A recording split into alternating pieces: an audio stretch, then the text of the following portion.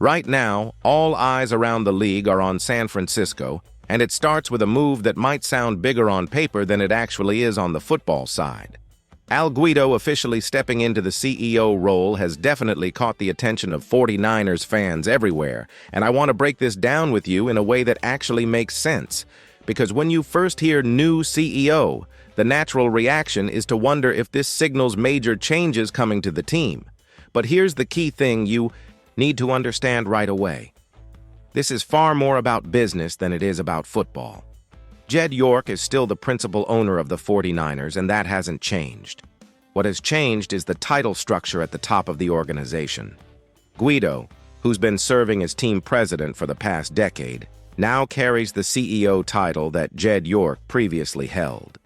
And from everything coming out of Super Bowl week and Media Row, this isn't some power shift that suddenly reshapes the football hierarchy. Kyle Shanahan is still the head coach. John Lynch is still the general manager. Those two still report directly to Jed York, and they remain firmly in control of football operations. That part is critical, so let me say it again in case there's any doubt. This is not Al Guido stepping in to start making roster decisions, calling plays, or reshaping the coaching staff. Guido has always been focused on the business side of the franchise, and that continues here. Think stadium operations, global, branding, major league events, revenue growth, and expanding the reach of the 49ers brand. That's his lane, and he's been crushing it in that lane for years. Before we go any further, let me ask you this. When you first heard Al Guido was named CEO, did you think this was going to affect the football side of things? Simple yes or no. Drop that in the comments for me. And while you're here, make sure you're subscribed to Niners News and help us push toward 1,000 subscribers. If you love staying up to date on everything happening with this team, this channel is built for you, so go ahead and hit that subscribe button and like the video. Now, Guido isn't some newcomer being parachuted into a powerful role. He's been deeply involved with the organization for 10 years already. This promotion is more of a formal recognition of the work he's been doing behind the scenes. One of the biggest examples of that, bringing Super Bowls back to the Bay Area. Super Bowl 50 happened here. Super Bowl 60 is happening here again. And Guido is already pushing for even more. He's not sitting back and waiting for Super Bowl 70. He's actively lobbying for Super Bowl 65. That tells you everything you need to know about how aggressive and forward-thinking he is when it comes to growing this franchise. That matters because it shows you the direction the 49ers are heading as an organization. They're not just trying to be competitive on Sundays, they're positioning themselves as one of the premier franchises in the entire NFL from a business and global standpoint. Guido taking over as CEO fits perfectly into that vision. It's about scale. It's about influence. It's about turning the 49ers into a true worldwide brand. And at the same time, the football structure stays exactly where fans want it. Shanahan and Lynch remain untouched. There's no shakeup, no surprise reorg, no behind-the-scenes power struggle, just continuity. That's especially important when you think about where this team has been. Before Shanahan and Lynch arrived, the 49ers went through years of dysfunction. Constant coaching changes, front office instability, a lack of clear direction. This current leadership group was brought in specifically to end that cycle, and from everything we're hearing now, ownership has zero interest in going back to those days. So if you're worried this CEO move signals uncertainty or instability, take a breath. This is actually the opposite. It's a sign of confidence in the football leadership and a doubling down on the long-term organizational plan. And here's something else worth thinking about. Promotions like this don't happen unless ownership is comfortable with where things stand on the field. You don't restructure the top of your business operation if you're panicking about your coaching staff or front office. This tells you Jed York feels good about the direction of the team and wants Guido focused full-time on expanding the franchise, while Shanahan and Lynch keep building the roster. Let me know your thoughts so far. Does this move make you feel more confident about the future, or are you still waiting to see how it plays out? Put that in the comments. And don't forget to like the video if you appreciate this kind of breakdown. Coming up next, we're going to talk about exactly why Kyle Shanahan and John Lynch are as secure as ever, what this says about the 49ers' long-term vision, and why talk of any kind of hot seat just doesn't match reality. Let's keep it rolling, because this next part really drives home what Al Guido becoming CEO actually tells us about the 49ers' future, and it centers around two names you already know very well, Kyle Shanahan and John Lynch. If you've spent any time around 49ers social media, message boards, or comment sections, you've probably seen it. Every time the team doesn't win a Super Bowl, there's a pocket of fans asking whether Shanahan is on the hot seat, whether Lynch is under pressure, whether this organization is getting restless. And based on everything coming out of Super Bowl week, that couldn't be further from the truth. Here's the reality. Kyle Shanahan and John Lynch still report directly to Jed York. That structure has not changed. Al Guido, stepping into the CEO role, doesn't alter that dynamic at all.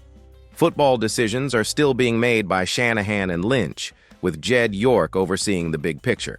Guido is handling business operations. It's a clean separation, and it's intentional.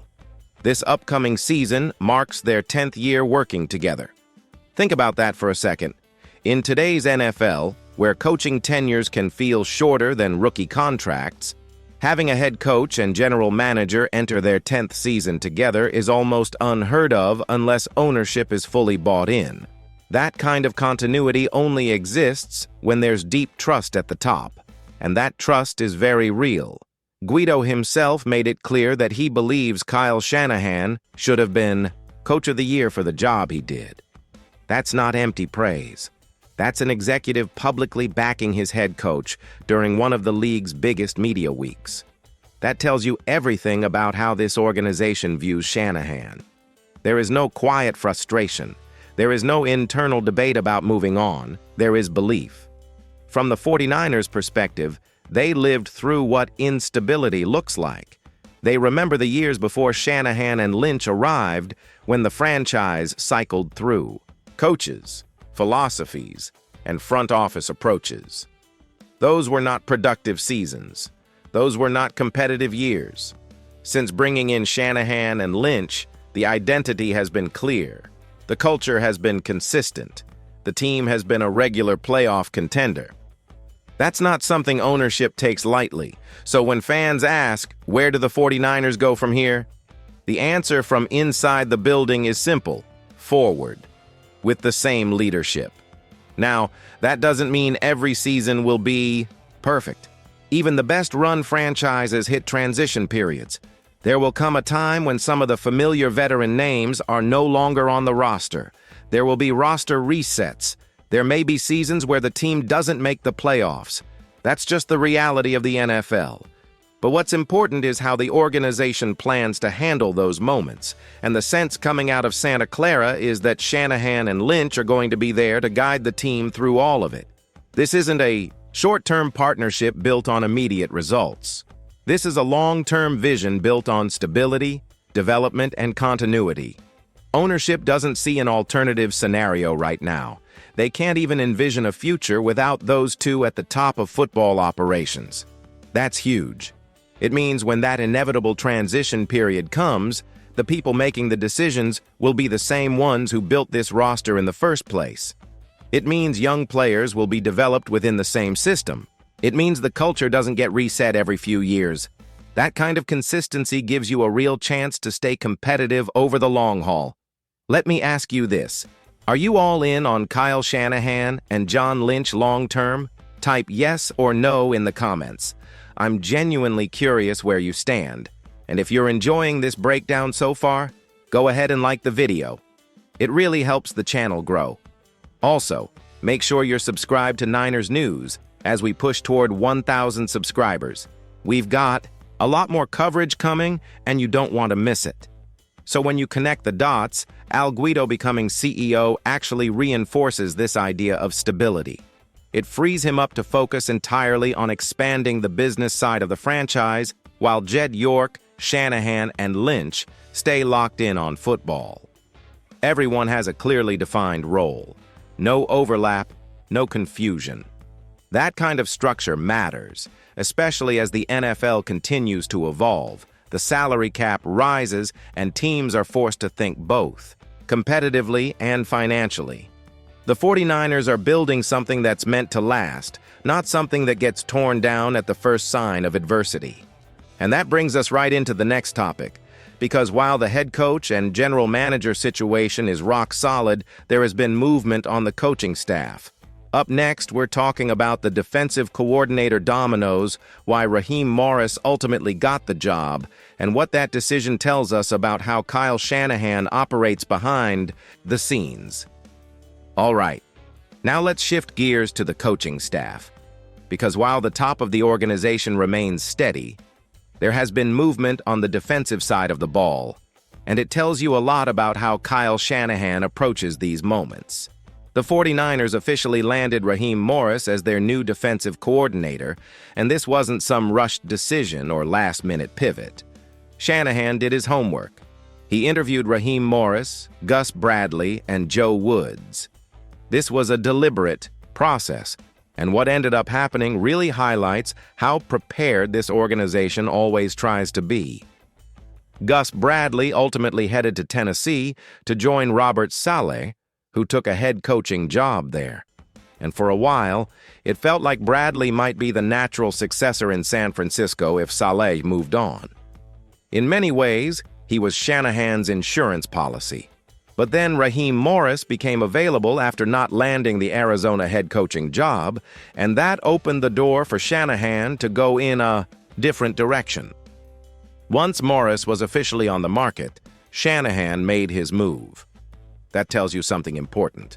Shanahan isn't just reacting to circumstances.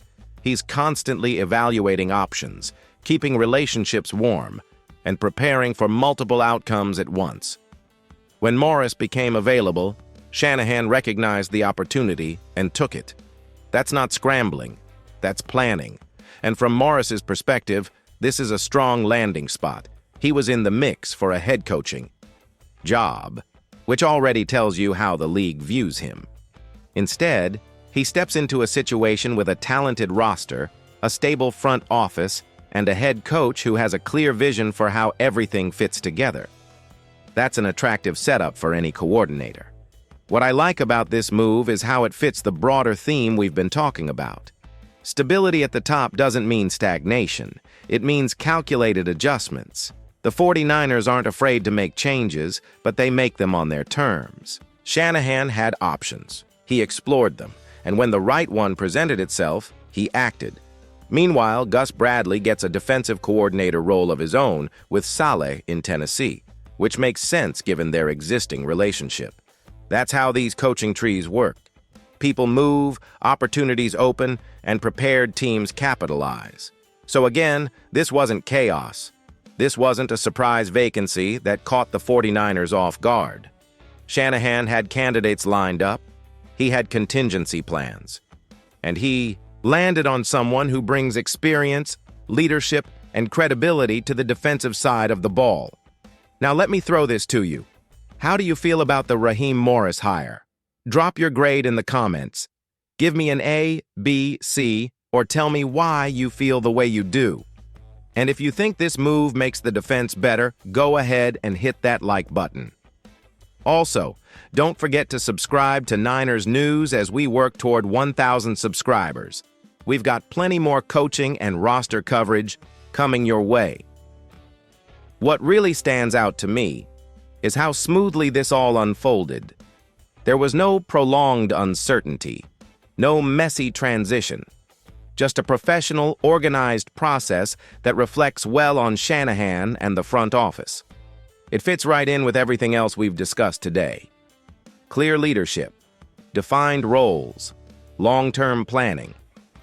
And now, we move into one of the most fascinating parts of all this, because the changes aren't just happening inside the building.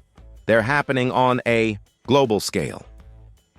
Up next, we're talking about the NFL's massive international expansion, why the 49ers are almost guaranteed to be right in the middle of it, and how you could realistically be looking at 1 or even 2 international games on San Francisco's schedule.